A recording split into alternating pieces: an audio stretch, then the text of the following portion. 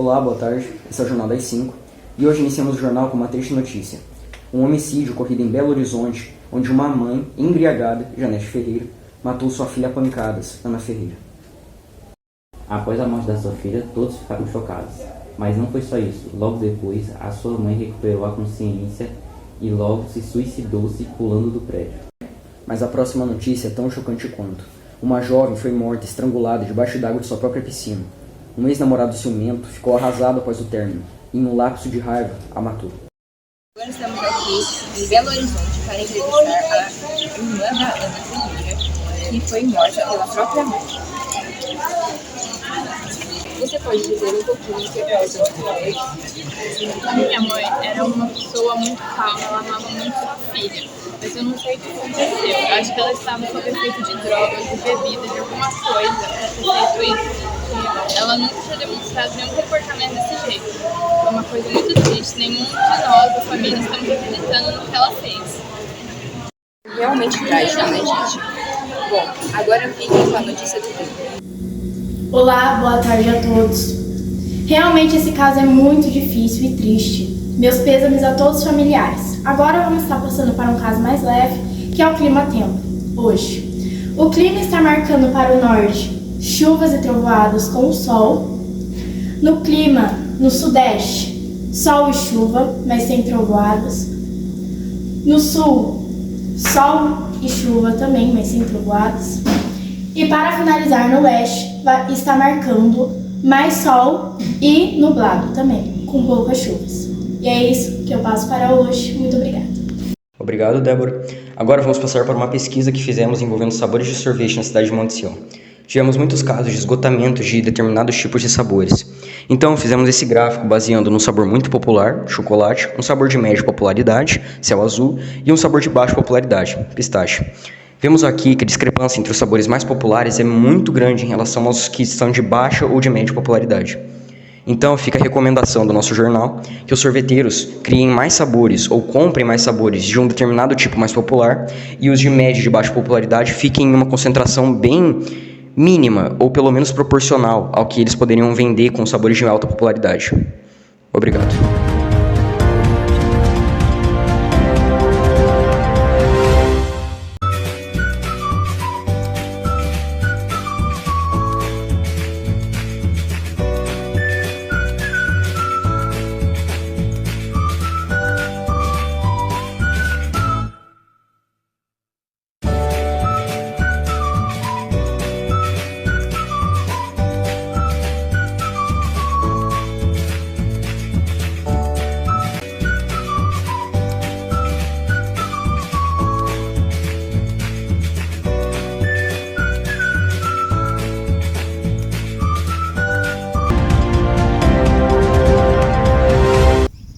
Boa tarde a todos. Acabei de receber uma notícia que acabou de acontecer um acidente aqui na rua e vamos entrevistar agora a vítima.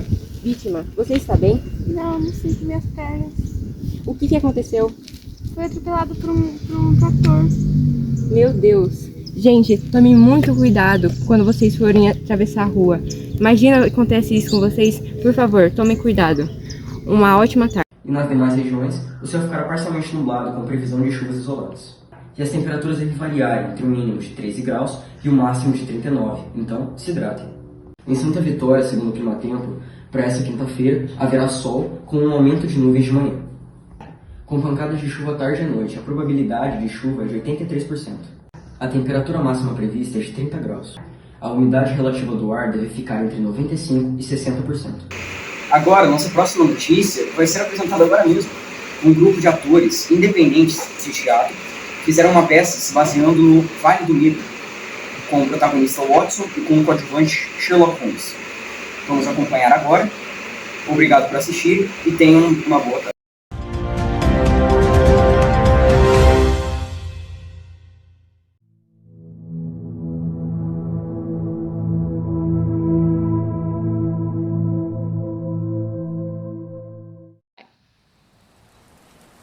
Não fico me pensar.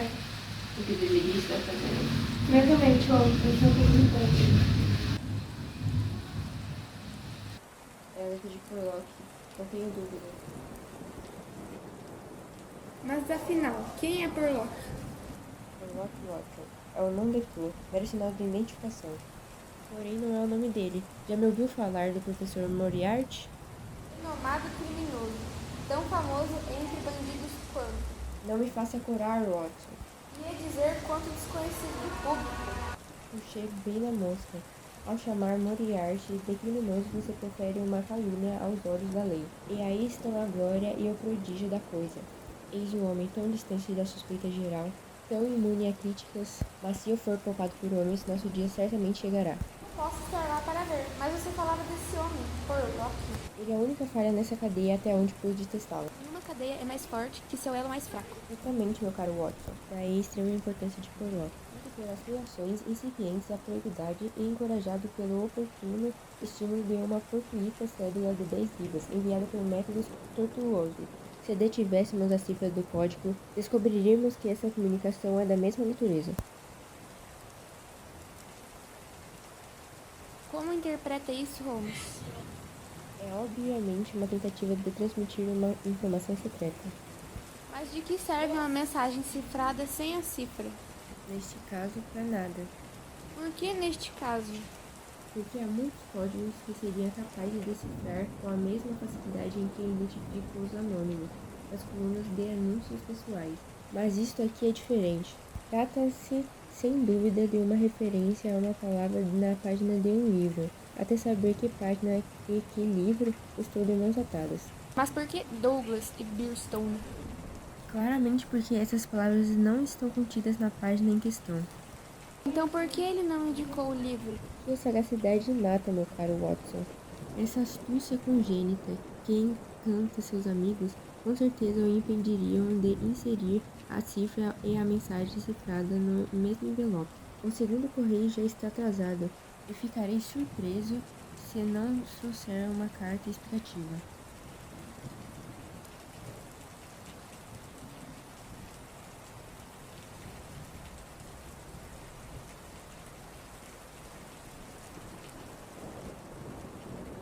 Mesma letra, e realmente assinada. Veja, estamos progredindo, Watson.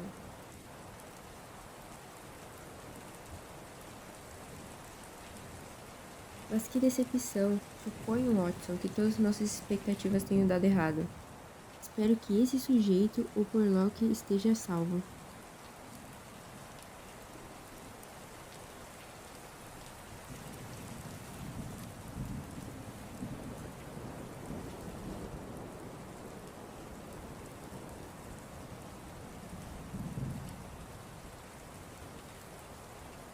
Afinal de contas, isso não pode significar nada.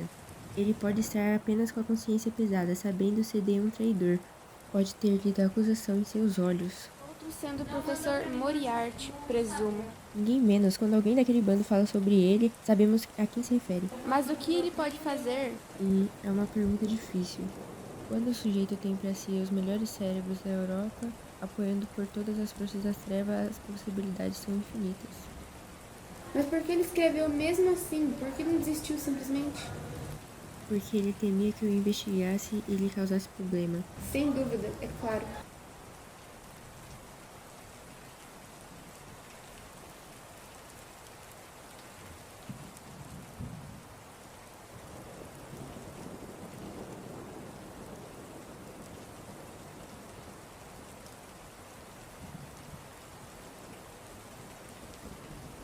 A referência desse homem é um livro.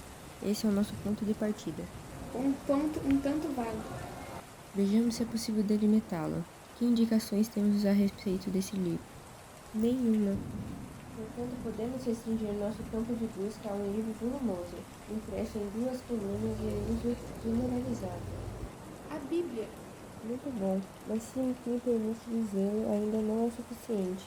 Este é sem dúvida um livro padronizado. Tenho certeza que a sua página 534 coincidirá exatamente com a minha página 534.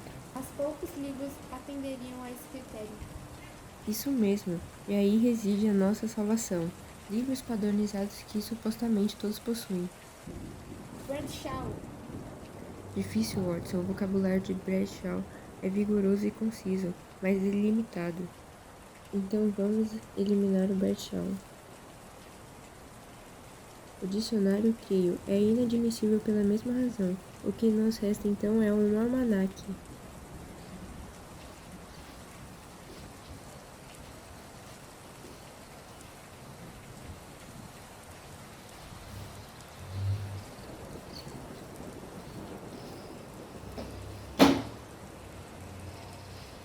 Maneira difícil de se especular. Ao contrário, ele se saiu extraordinariamente bem. O sentido está perfeitamente claro. Com certeza deve estar acontecendo alguma crueldade com um certo Douglas. Acordou cedo hoje, Mary Mac.